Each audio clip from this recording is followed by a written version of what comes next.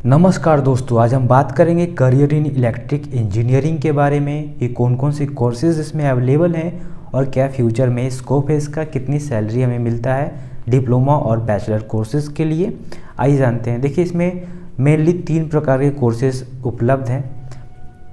Courses पे आने के पहले ये जानते हैं कि इलेक्ट्रिक इंजीनियर एक्चुअली में होते कौन हैं और क्या काम करते हैं। तो इलेक्ट्रिक से संबंधित काम करते हैं, इलेक्ट्रिक इक्विपमेंट, डिवाइसेस, सिस्टम और कंपोनेंट के बारे में इसमें स्टडी करवाया जाता है। जितने भी इलेक्ट्रिक सामान हम होते हैं, जैसे पंखा, कूलर, एसी, जितना भी इलेक्ट्रिक से चलने वाले सामान होता है, इन सभी चीज़ों के बारे में, इक्विपमेंट के बारे में, ऑपरेटर के बारे में, कंपोनेंट के बारे में उन्हें पढ़ाया जाता है और सिखाया जाता है। और साथ ही साथ उन्हें बनाना, कैसे उसकी ऑपरेट किया जाता है, उसको कैसे रिपेयर किया जाता है, कैसे वो काम करता है, ये सभी सिखाया जाता है। और इलेक्ट्रिसिटी कैसे काम करती है, उसको कैसे डिस्ट्रीब्यूट किया जाता है और कैसे उत्पन्न होती है, ये सभी इलेक्ट्रिकल इंजीनियरिंग में सिखाया और पढ़ाया जाता है।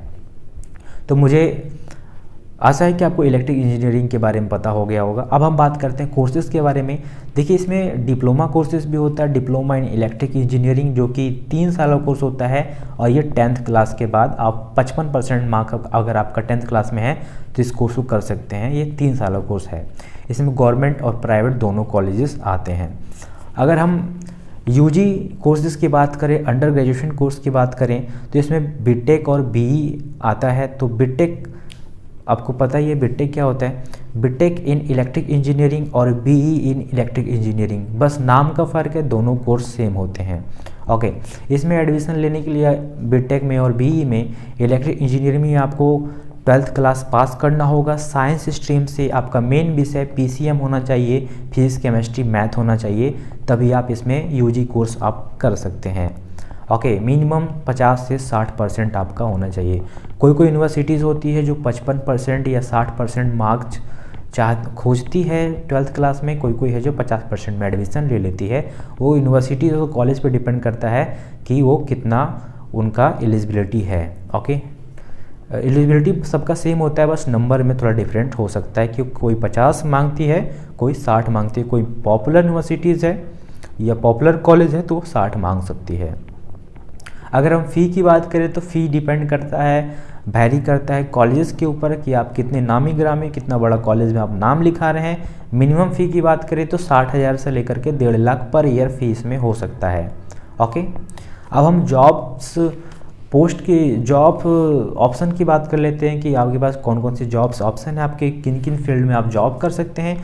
इलेक्ट्रिक पावर स्टेशन पे आप काम कर सकते हैं, एनर्जी ऑपरेशन एंड डिस्ट्रीब्यूशन में काम कर सकते हैं, आप आईटी इंडस्ट्री में काम कर सकते हैं, रेलवे में काम कर सकते हैं, रोबोटिक कंपनीज में काम कर सकते हैं, एयरक्राफ्ट एंड ऑटोमोबाइल्स इंडस्ट्री में काम कर सकते हैं, और एजुकेशनल इंस्टीट्यूट्स में काम कर सकते हैं। और भी इसमें बहुत सारे जॉब ऑप्शन आपको अवेलेबल हैं। ओके, अब हम जॉब पोस्ट की बात कर लेते हैं कि आप इलेक्ट्रिक इंजीनियर करने के बाद आप कौन कौन से आपको जॉब पोस्ट मिल सकता है।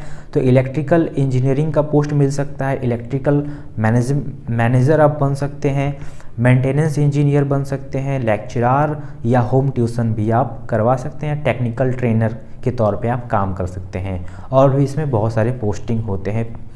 अगर हम इसमें सैलरी की बात करें कि आप कितना आपको सैलरी मिल जाएगा पर मंथ, तो आपने अगर डिप्लोमा कोर्स किया तो बैचलर डिग्री के मुकाबले डिप्लोमा को थोड़ा कम सैलरी मिलता है। अगर आपने डिप्लोमा किया है तो 15 से 20 हज़ार आपका स्टार्टिंग सैलरी हो सकती है। डिपेंड करता है इंडस्ट्री पे कि किस इंडस्ट्री को आप चूज़ करते हैं, किस इंडस्ट्री में जाते हैं, कितना बड़ा इंडस्ट्री है, एमएनसी कंपनी है या फिर नहीं है।